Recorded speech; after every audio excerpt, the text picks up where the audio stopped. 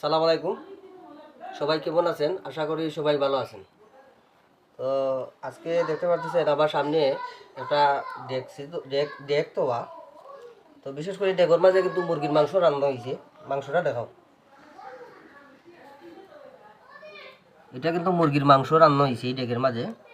তো সবচেয়ে বড় বিষয় হচ্ছে গিয়া যে মুরগটা আমি মানে একবারে জিতা নিয়ে জব করছিলাম।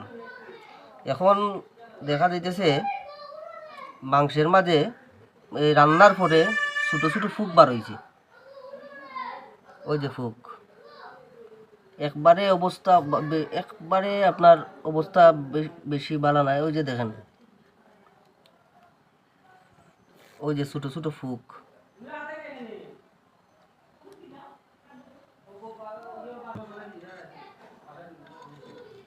ওই দেখেন ছোট ছোট ফুক, সাদা সাদা ছোট ছোট ফুক বার হয়েছে। ওই যে ফুক আরও আছে। ওই যে ওই যে আমি আপনার একটা তুলিয়া দেখাই। ওই দেখেন ফুক মাংসের মাঝে ফুক, ওই আরো ফুক।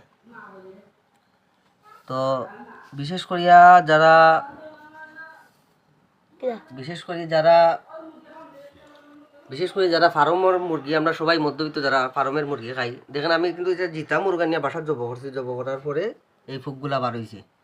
তো সবাই একটু গরম পানি দিয়া মাংস প্রথমে আপনারা ওই যে গরম পানি দিয়া